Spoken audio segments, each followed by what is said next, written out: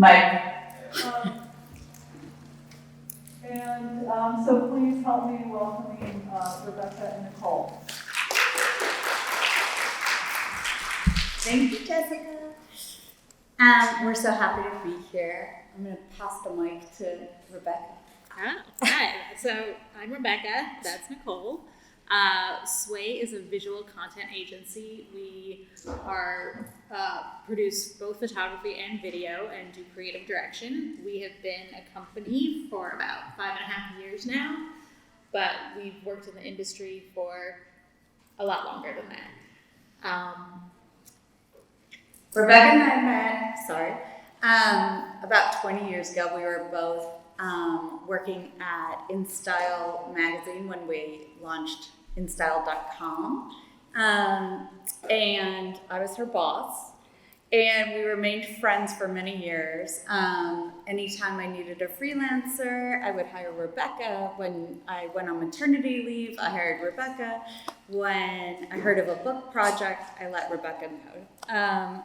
And we always played with the idea of someday coming together and doing our own thing. And the timing was finally right. So at Sway, we do a very broad range of work. As I said, we do creative direction, we do production, we curate visuals. Basically, we call ourselves visual storytellers. We like to work directly with brands and with agencies, with editorial clients, just to help them tell their story. And that can be in a single still photograph or a 30-minute documentary style video. Because obviously there are a million ways we can show that. So we started working with still photography, and then video, when we worked in editorial, became a bigger part of every shoot. And now most of our still photography jobs also include some, you could go back to that. Some other motion element. Whether they capture behind the scenes for social media or whether they're capturing, content for social channels. We do advertising, we shoot celebrity, we do fashion, we do beauty, we do a ton of corporate work now, which after shooting celebrity for so long, we were like, oh, this is amazing. It's so great not to have to deal with difficult people. So, having 1 hour to shoot a corporate headshot and then your day is done, we're like, this is fantastic. Rather than a 12-hour day on set. So people have asked us, do you specialize in doing something? And we made a real effort not to specialize. We really like working on a variety of different things. And in our all the places we've worked before working together, do you want to just name some of the jobs you have before coming to Sway? I was a freelancer for about 15 years, so I worked at every magazine that is now folded, InStyle, Men's Health, Maxim, Rachel Ray, Bon Appetit, kind of you name it. I also worked at a couple of different agencies. I worked for book publishers. Basically anyone who would pay me to do anything to do with pictures, I would work for. She would do like the United Airlines magazine, the magazine for the Ritz-Carlton, like every kind of publication. So after you have that kind of experience and have worked with so many different creative directors and, in so many different capacities, whether you're assigning photographers or being on set with photographers, we realized we really had a broad range of interests and experiences. And now we get to do everything we like. And if a job comes up and it doesn't interest us, we are in the position now to say no, which is the best thing in the world. It really is like a great power to have after working for other people for 20 years. So even though we don't specialize, as a photographer, you may have to specialize because they are technically different. Working with people versus working with still life, it's different. It doesn't mean to say you can't do both, but you may lean one way or the other. But as a producer, the nuts and bolts of every shoot, both photo and video, it starts with the same ingredients. Producers, a lot of photographers do their own production, but as you get busier or more complex work, you may want to work with a producer or become one yourself instead. Production has multiple components. There's pre-production, everything that happens before shoot day. There's the on-set day, and then there's overseeing the post-production. And I think a lot of agencies and bigger brand clients like working with a producer because they have a go-to person. The photographer can then focus on the creative, and they have a go-to person for all of the irritating things, like what time is lunch going to be served. Part of what we do is do budgets and estimating. We try and find out, ask creatively, like when a client comes to us with a job, do you have a number in mind? If I said, the budget might be around 10,000, does that scare you? We sort of try and gauge where things are. And so don't be afraid to ask all those like nuts and bolts questions about a job. We do casting, we do location scouting, secure locations. Basically, the whole budget for the job will often run through Sway, and then we'll pay the photographer, the whole crew. We hire, hair, makeup, the assistants, the digital techs, put together a whole call sheet to put the catering together, make sure the transportation's all taken care of. And finally do a call sheet. When I first got my first production job, my boss asked me to send out a call sheet. I really had no idea what that was. It's basically your call time or your time when you should arrive on set. So if your call time for all crew is 8:00, you should be there 7:45 and be there waiting. It also will list out contact information for every single person involved because, everyone loves those reply alls. And by plan B, we just mean have a backup plan. So we're always thinking, okay, this is a location on a roof, but if it's raining, there is a studio downstairs, we can make it work. We can still deliver what we need to deliver for the clients. This particular shoot, it was about 110 degrees outside, and in Manhattan, Midtown, on a roof, that means it feels like 150, and we had to walk upstairs to get to this location. So the production's Plan B job was lugging up ice and cooling towels and water bottles, and keeping our model from melting. Rebecca and I thought of just talking to you sort of about the nuts and bolts about what we do, because when we were photo students, we loved photography. We are both really visual people. We both had cameras, but both of our moms and dads kind of drove home like, you need to have a real job. You have to have a job. You cannot go to New York and freelance. Like, you need to think about what you can do.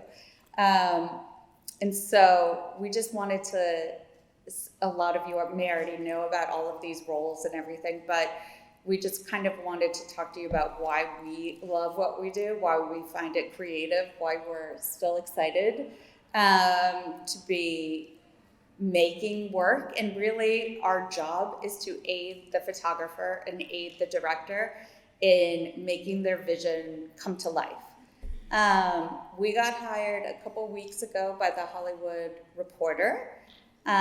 Never make enemies in this business, because half of our jobs come from people that we met in all walks of life many, many years ago, whether it was from college, whether it was from my first job in New York, whether this job anyway, the person at the Hollywood Reporter, she and I worked together like 10 years ago.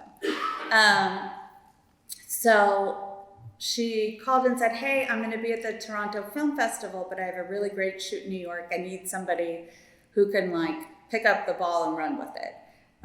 We're shooting La Pizza Nyong'o for, what's the new movie called? The new Black Panther movie. What's it called? Anyone remember? Wakanda Forever. So I was like, ooh, Lupita is like on one of those, she's one of those rarefied people that's still, I'm like, yeah, I want to meet her. I want to be on set with her. So they had a photographer. He sent through this mood board that we're showing at the top. Kind of really contrasty, sort of top-down, beautiful light, deep, rich colors, and that was what he pitched to Lupita and her team. She's really involved with every decision, so she really did look at this and have opinions, and she loved it. And then we got in touch with her hair and makeup, her stylist. This was one of the styling looks that we really loved, and that really excited the photographer. So the second slide we're showing there at the bottom thing is a set direction idea from our set designer. With this job, we had like 2 cents to run together, but I think it's always cool knowing you can still be really creative, you can still make really beautiful imagery, and you don't need a lot of elements or a lot of money. There's a lot of creative workarounds. So part of our job is always figuring out, like, how do we make this happen? Who can we get, like, as a set designer who maybe owns their own, vinyl flooring that they could bring? Or can source it really cheap. So as a photographer, the questions, I won't read them all, the questions on the left there are things that you should think about. There are going to be jobs that you are given very explicit direction, and you just need to kind of recreate what the client already wants. But hopefully more of your jobs, they really want your spin on it and your input, and it really is a true collaboration. So you should kind of think about all of these questions, always be looking at other work. When you are approaching a new client, a new brand, a new agency, really look at what they've done in the past, think about references that you could show them for where they could go in the future and how you are the right person for that role. Instagram's a great place to collect references, save photos if something really excites you. And it's not like you're copying them. You are using it as inspiration, which I feel like all art is there to inspire. So don't feel like you're ripping somebody off. Change it and make it your own. And this is the cover. So it was just a vinyl floor and a roll of paper and an amazing outfit and her. So there are a bunch of questions that we always ask when we have to figure out a shoot. What's it for? How many shots? Where is the image is going to be used? Is it print? Is it a billboard, which they call out of home, which you could charge a lot more for? Or is it, social only? Do you also need video? What size do you need the images delivered in? Is it RGB, CMYK? Should I make you, easy to edit JPEGs of my selects so you can go through, so whoever needs to make the final selects can look at them? And, do they need to be retouched? You talk about budget. The money lady. Budget is always a tricky thing. It's kind of the worst part about it because no one wants to put money on your art, and we all just want to be rich and have it over with. But it's also unfortunately a necessary evil. We work on jobs where we make hardly anything. You know, we make enough to pay our expenses, but those jobs, we're passionate about the person, the people we're working with, or whatever the subject is, and for that, it's okay. We also have other jobs where we make a really, really nice chunk of change, but it's kind of boring. But, you know, they balance each other out. Ideally, you're coming somewhere in the middle. But you do have to have those conversations. This is also where it's sometimes helpful to have a producer, to have those money conversations, because you don't want to necessarily mix the creative, if you have a great creative vibe with the client, and then you have to have the ugly money conversation. It's a little hard. But sometimes you have to do it yourself. Always ask. They will never answer, but always ask if they have a number in mind, because that will save everybody a whole lot of heartache. I'd say more than half of the time, clients will say, no, why don't you tell us how much it costs? And our answer is always, well, it could be $10,000 or $10 million. Depends on what you want. You have to, you know, as you get going, you'll get a better sense of what rates are reasonable, but you always have to make sure you have your expenses covered. Think of the project as a whole. Who you need to help you, what equipment you'll need to rent, is it all day? Are you going to need to feed yourself or feed people? Are you going to need to get somewhere? Is it going to require, 20 hours of phone calls or video calls? Are you going to be putting together, doing hours and hours of putting together reference material?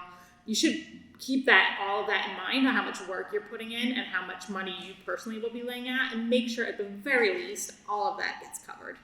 And then the photographer who shot this got $500. $500. That was the fee. That's he had a Hollywood Reporter cover, worked with Lupita, who adored him, and hopefully he will get a lot more work from this, because he's a young photographer. But yeah, sometimes you do it and you're not making money, but you're doing it to sort of get to the next job.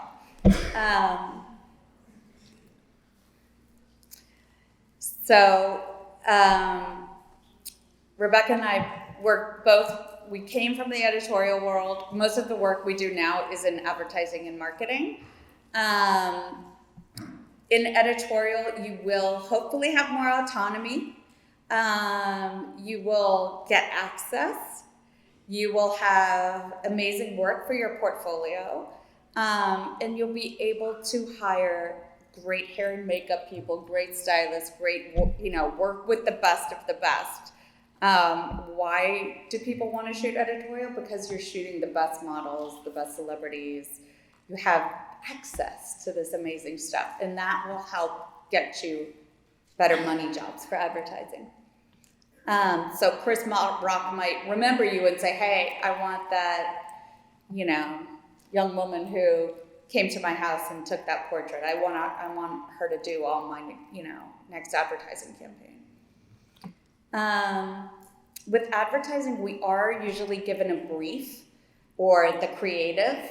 One of the really fun things we do is suggest photographers and directors. So we are always looking to meet new photographers. We find seeing new work really, really exciting.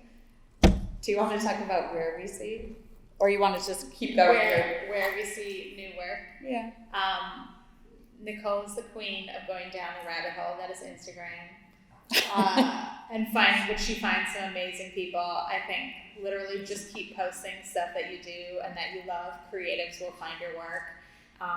Whenever there are opportunities to go to portfolio reviews, do it. I know some of them charge fees. I have no sense of what the fees are. If you can afford it, absolutely do it. We review portfolios at big festival. We always do it here every year. And we do it in big groups and via Zoom, 5 or 6 times a year, and see lots of great photographers. And I think it's an opportunity. It's like speed dating. You'll meet 12 creatives in one day.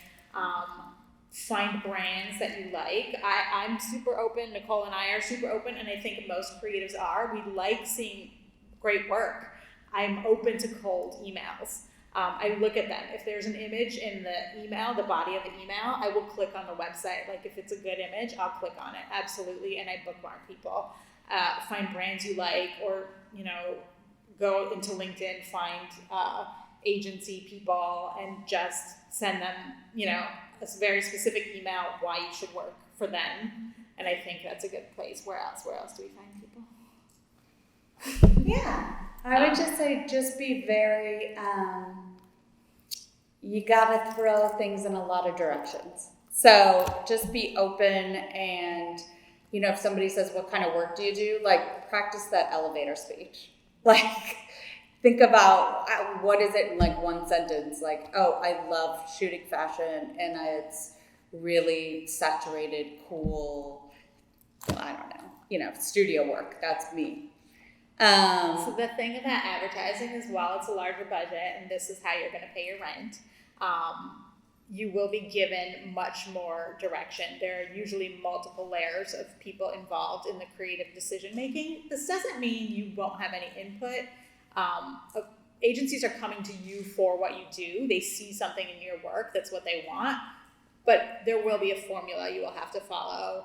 It's a slower process. There's many layers of approvals and that kind of thing. And you are going to spend a lot of time managing people's expectations and playing a little bit of politics. But at the end, you could have your work in every T-Mobile store in America.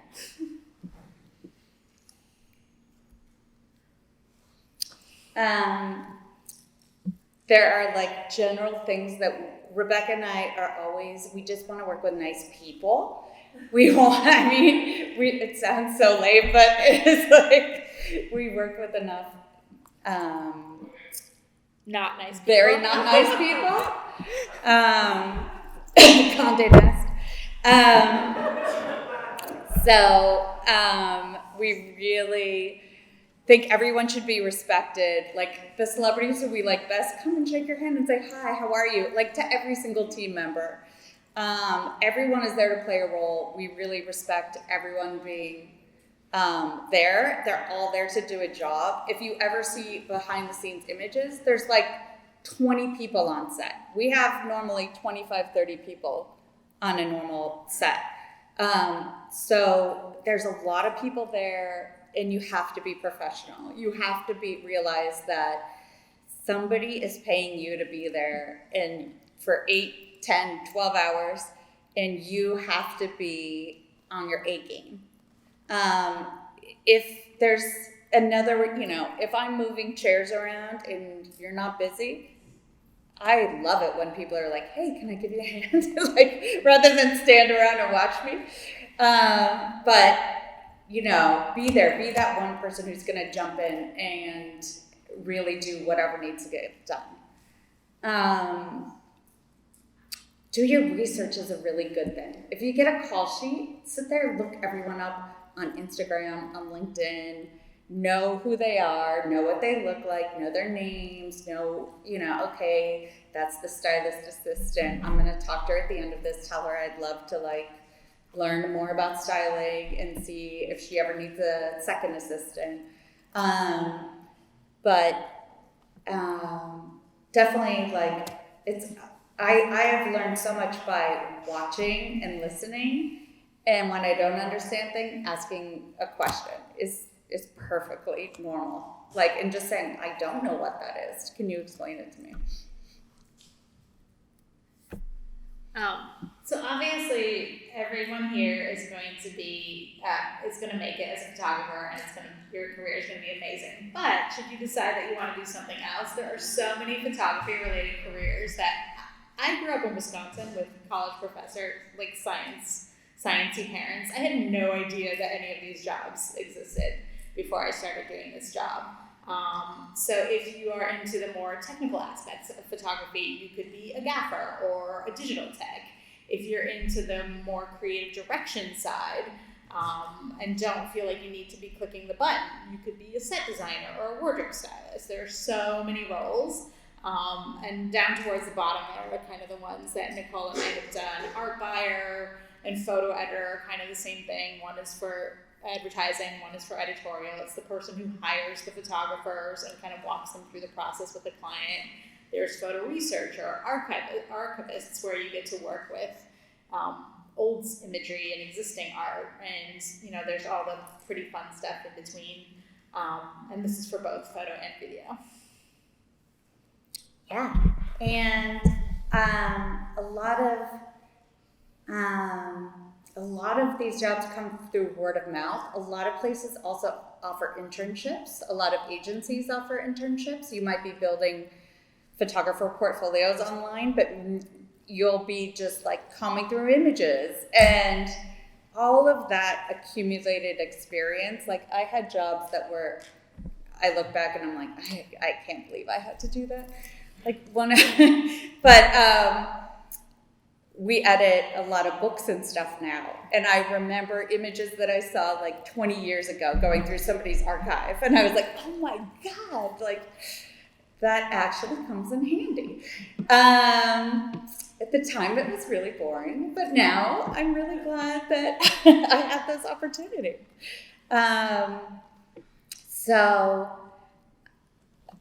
What was I going to say? I don't know. Usually I know, but I don't know. And that's actually all that we kind of prepared to say to you guys today, but we'd love to hear questions, anything. We've been doing this for a really long time. We work, as Nicole said, in all genres of both photography and video. We can answer any random weird questions that you might have. Does anyone? Yeah.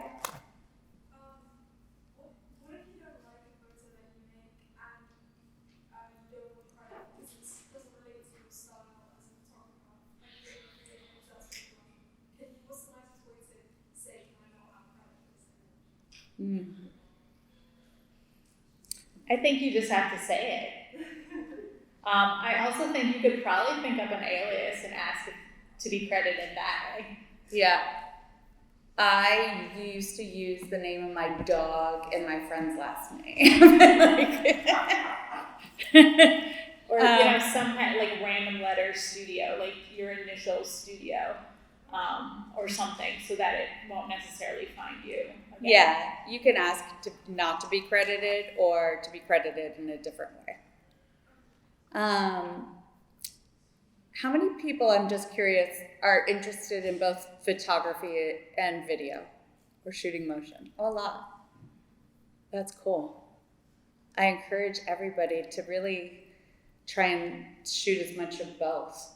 And if you're, shooting somebody of stills, also just get out your phone and take a little video as well. Like, so many of the jobs, photographers will say, well, I don't really shoot video. And I'm like, just say you direct, because we will hire you a director of photography, who is the person behind the camera.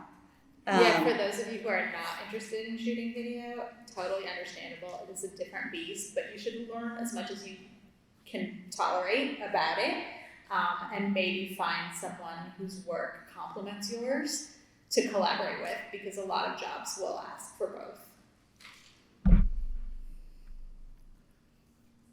Yep. Okay, so earlier can you hear me? Oh. Yeah. Okay. Hi, my name is Brian. Earlier when you were mentioning like creative direction, you put up a point saying like, what's your treatment? What do you mean by treatment? That's a great question. A treatment, you talk.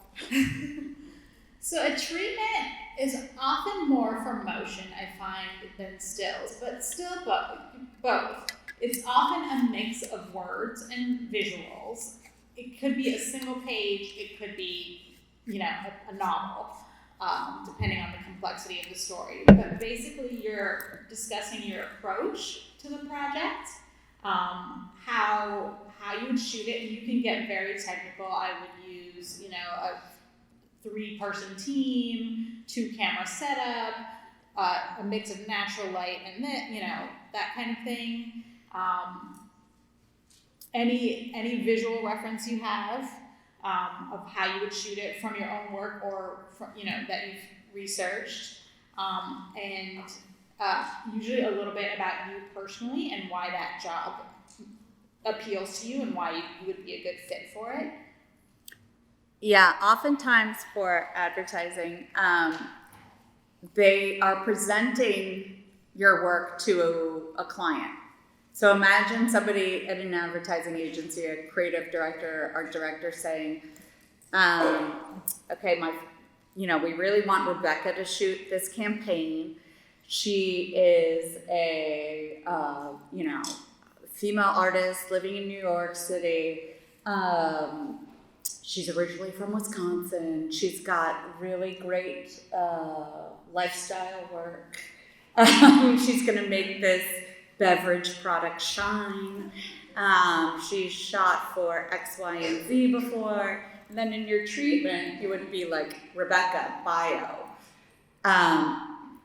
Rebecca's approach, my approach, my vision for how to achieve this. You might just say, we are going to need to shoot in 3 different locations or whatever it might be.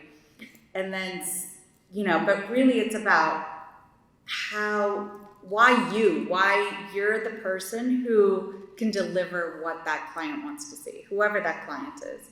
And they often will want to see other examples from your work or a mood board of how you see this coming together. What's the light look like? What kind of location are we thinking about? Is it an urban kitchen? Is it a suburban kitchen? Is it light? Are we shooting this in a kitchen studio? How are you going to light this? They want to know all those pieces that are going to go into it. They might ask for casting recommendations, and you don't have to necessarily give specific people, but it's like, oh, I would, cast 2 people in their 30s, and I would shoot this at a, mid-century modern house with a hill in the backyard. You might want to get that specific. Usually agencies will tell you if they need that level of specificity. The other beautiful thing is that if you Google photo shoot treatment, you will find tons of examples. And it's okay to steal other people's templates, absolutely. Not their work, just their templates. But one of the points we wanted to make was how much thought goes into it, how much planning goes into a shoot. Even a really simple shoot where we're just shooting a headshot, of a corporate CEO. We will often scout the office location first. We want to know what the light is, how much equipment we'll need to bring in, how much time are we going to get with this person. Will this person also run outside with us just for a minute so we could get something in natural light? A lot of thought, a lot of planning goes into it. And the more you kind of do that stuff up front, the smoother it's all going to go when you're there in the shoot. You have a game plan. You know what you want to do. Okay, if time allows, I also want to get the subject to sit down on their desk. But I'm going to have to move away some of the clutter in the background. You have an exact idea of how you're going to use your time to make as many good images as possible, but you need to go in there with a plan for any kind of shoot that you do. So it's good to do this kind of homework in advance. Is that person going to have hair and makeup? Is there an opportunity for me, if I'm shooting this and it's a 4-page story, will they change outfits twice for me so that it doesn't look like the same picture over and over and over again? And what kind of outfit would I tell them to bring? You have to think through all these kind of what ifs. Thank you. What is one of the most expensive shoots you've done, and whatever celebrities or big brands that you've worked with? Can I actually add to that question? I was hoping you could talk about working with Justin Timberlake on the book, because that seems like a really interesting project in terms of the photography and working with a celebrity as well. Yeah. Okay, so the most expensive that we've ever done, over $500,000. And it would have been like multiple days of shooting, big sets. In those cases, a lot of the money went for usage. So the cost of the shoot, the cost of the studio is the cost of the studio. It's like that is what it is no matter what. But usage, if the client is looking for broadcast rights or worldwide in perpetuity rights, the photographer's fee and the model's fees end up being much, much higher. What was the next part of that question? Brands and celebrities. Brands and celebrities. Oh, let's see. Some really cool ones. Hugh Jackman. Nicole did like every cover of InStyle magazine for like 10 years. She can talk My about daughter's like, wait, who are you friends with? Is it Riri and Beyonce? I'm like, I'm not friends with them. She did go to Barbados. I did go to Riri. Barbados with Rihanna, like when she was a baby. Yeah. And I met her cousins. I was there at 2 a.m. when she got kicked out of the hotel, and I needed to find a new hotel because she was partying with her cousins. That was right before Umbrella came out, and then it was way back. She was a baby. And even then, though, she was like Queen of Barbados, like police escort everywhere. And then the next time I shot her, she was like, I know you. And I was like, that's right. Yeah, we're old friends. And she had a show that night at Madison Square Garden and didn't invite me. And Who recently? We just shot Lupita. We just shot. Drawing a blank. We just did a huge job. Rebecca just went to the Ritz-Carlton and another like 5-star resort in California for Marriott Bonvoy, which is their big brand. We love doing hospitality because we love to travel. We just completed a huge project yesterday for Bank of America. Not that exciting, but very nice budget.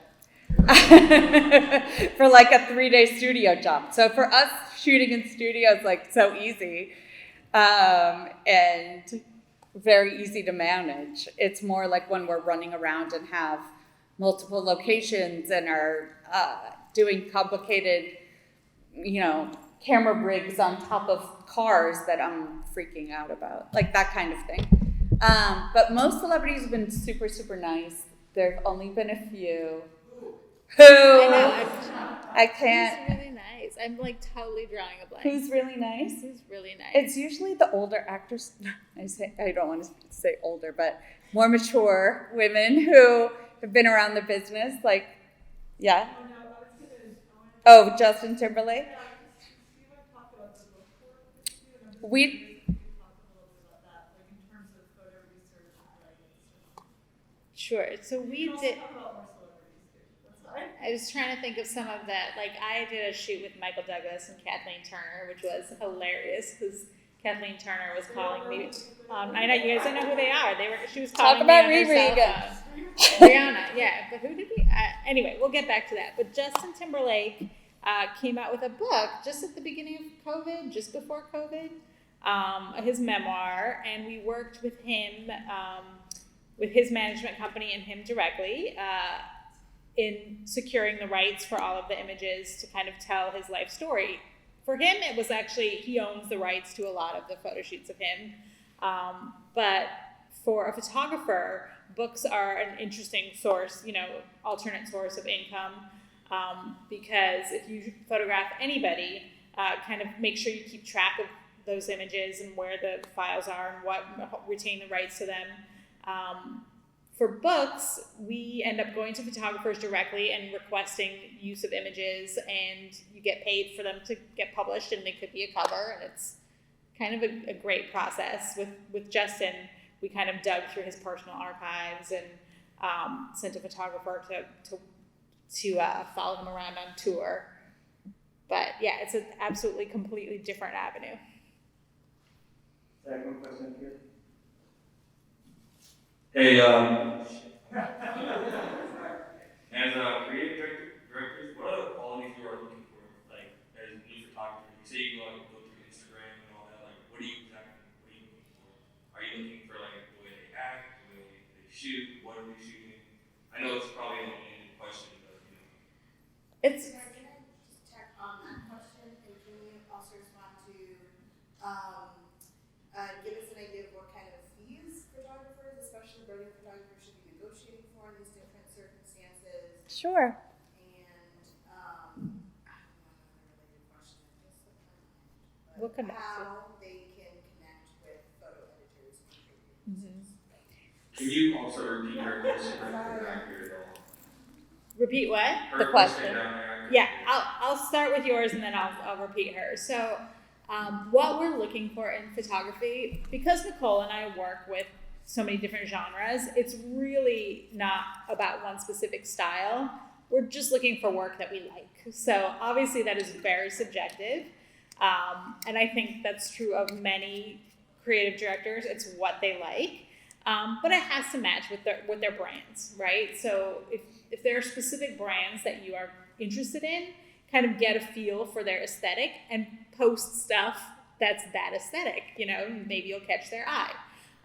That said, we do like seeing a mix of produced work or work you've done for assignments or for paid jobs, as well as your personal work. We do hire more and more photographers based on their personal work because we like to see that emotional connection. So I do think, for those of you who are art photographers, while that is noble and beautiful and amazing, we both have art photography hanging in our homes, it doesn't always work commercially. So if that's something that you want to do, really think about adding to your feed or to your portfolio some pieces that are more commercial, or really think about how your art could work for a brand and not just be solely about you, because it really needs to be a collaboration. You asked what was it? About fees Fees. and how young photographers, how much they should expect. How to get connected with photo editors. Look at mastheads of magazines. You should be able to find the names of people. Email addresses should be pretty easy to figure out, or look them up on LinkedIn or Instagram and just reach out. Be polite and professional and share your work. Fees, tricky. Editorial. Before we get to fees, I do want to say that I feel like things changed rapidly during the pandemic for photography. And in the past 2 years, I just shot Beyonce's hair guide, Jawara, who was one of the nicest, amazing artists I've ever met.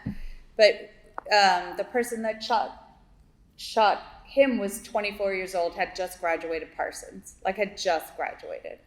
I do feel like people are looking for artists your age.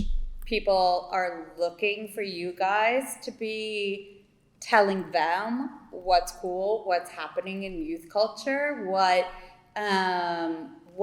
you're responding to. And it's nice if a portfolio, you can see that image was taken by that person, whether it was a landscape, a headshot, a still life. It still feels like it all hangs together. A lot of what Rebecca and I do is look at other photographers' works on photo agency sites. And if you're looking at portfolios, you can see, oh my God, I can see how this picture of the car and this headshot were taken by the same person. I get what world this was in. Because oftentimes, as I said, what we're asked to do is, a job just came through for a huge beverage brand today. And we saw the creative and we're like, who could shoot this?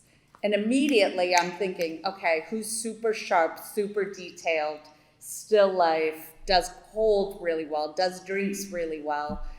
And it's specific. This person has mastered this one area that is specific, and I know to go to them for this look. So think about what your aesthetic is and how you can apply that to everything you're shooting, so that it all feels part of the same world. As far as fees for editorial, it hasn't changed since we began, since your professors. $500 flat fee for editorial is what you're going to get if you're lucky. Some of the British or more indie or online magazines won't pay you.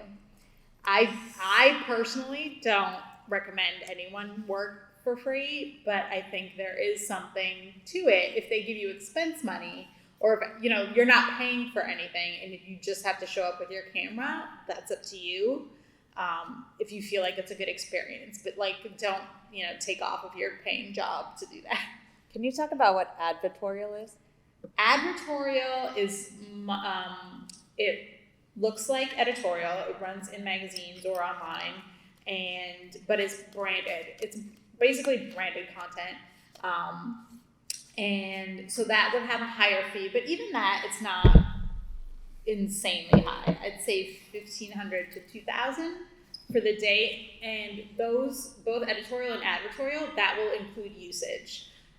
You have to read contracts very carefully. The editorial contracts now are basically asking for all rights, and they can use your images for whatever they want. In perpetuity. In perpetuity. Always which cross means out forever. in perpetuity and cross out transfer of copyright. Do not transfer your copyright. Do not transfer your copyright. Always cross that out. Always. And in perpetuity, like your grandchildren's grandchildren, you know, could have been making rich. royalties on that work. So yeah, cross out those things. That said, some contracts, I think Condé Nast contract, you have to sign it the way it is, or you don't work for those magazines. And if you want to shoot for Vogue, you want to shoot for Vogue, and that's it. You just have to know in your head you're never going to make any more money on those images. It is what it is. But you would have had an image in Vogue. Now, advertising, there's a day rate and there's a usage fee. And the day rates really range. You know, you kind of can set yours, but I'd say it starts at maybe $2,500 a day, and I'd say could go $1,500 a day, and could go to like $20,000 a day. And those are usually separate from usage, and then usage would depend on what they want to use the images for. If it's 1 year social media only, it might be $5,000. If it's 5 years billboards worldwide, That's when you ask us. advertising, that's when you ask us. You But just- then it could be, I mean, it could be $100,000 of usage or more. Most of our jobs, the photographers will do like anywhere from $1,500 to $7,500 a day is like a good, very good advertising rate, and then the usage might be included in that $7,500 a day, or you could do usage on top of it. We see so many different estimates and breakdowns. Some people will do it as like a whole fee. It might be a 3-day job, but instead of 10 grand a day, they'll say, okay, $30,000 fee. And then if you have an agent, the agent should not take a cut from your fee or your money or your day rate. They charge 20% on top of what you get. So an agency fee is on top of what you get. And I think that's why earlier I said, always ask if there's a budget in mind, and hopefully they will tell you.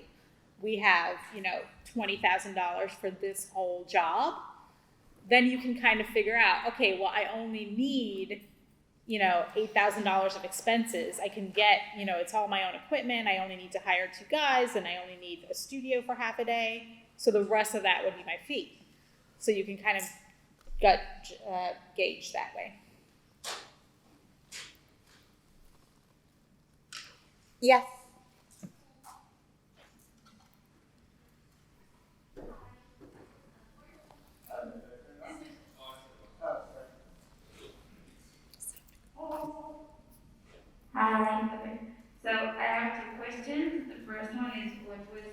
majors in college or university? And how do you know the fees? I mean, by now you probably would experience, but like prior to that, like how did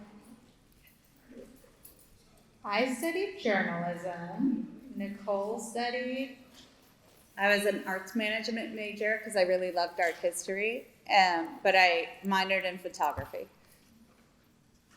How do we know the fee? I think we're still shocked at the budgets from here. It will come with experience. I think those numbers that we gave just now are kind of a good range, a good starting point for you. What about assistant fees? Assistants should be getting, as an assistant, I think those also have not changed in 20 years. I think you should not work for less than $400 a day as an assistant, but people will ask you to do it for $250.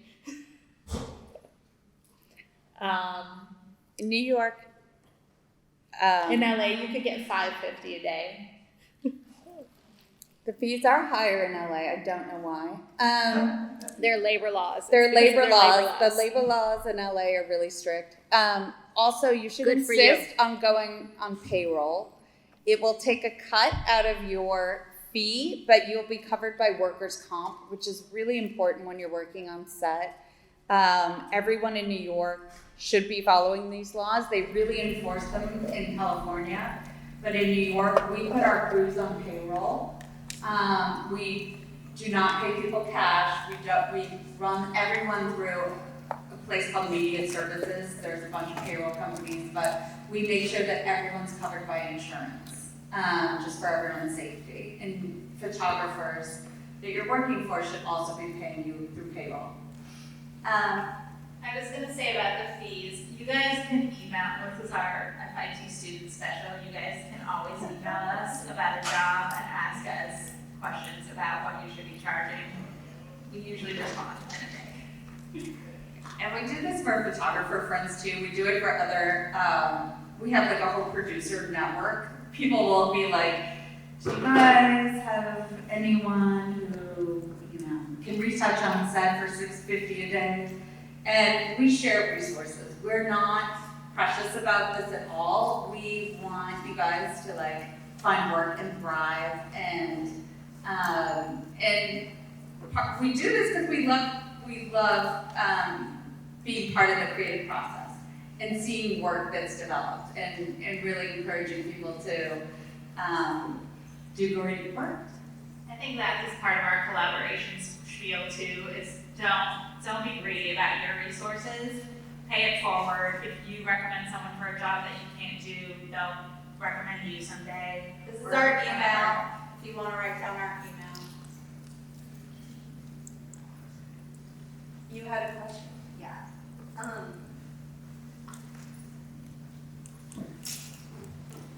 You're getting your steps in today. If someone wants to do freelance that's not advertising, how do you recommend like building up a clientele and a reputation for people to like know to come to you for work?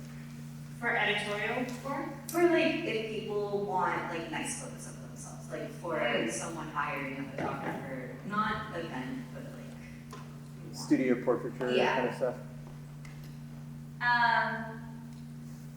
I have seen friends kind of advertise themselves in creative ways. Sometimes I've seen a portrait photographer say, I'm having a portrait day on Saturday. Come to my apartment, I have a seamless setup.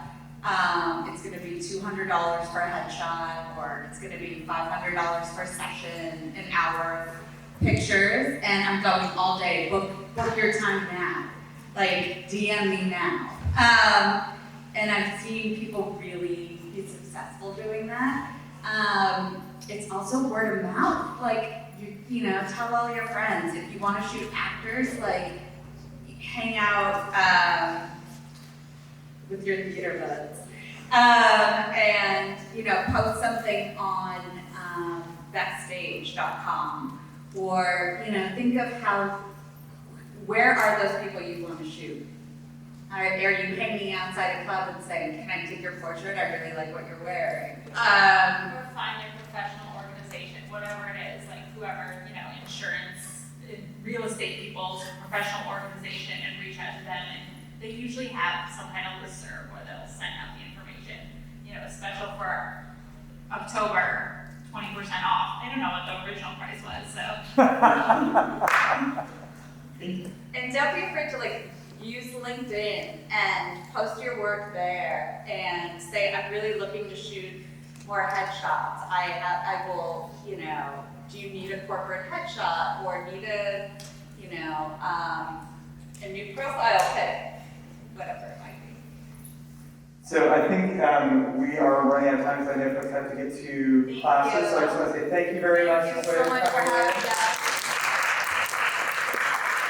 Folks have questions.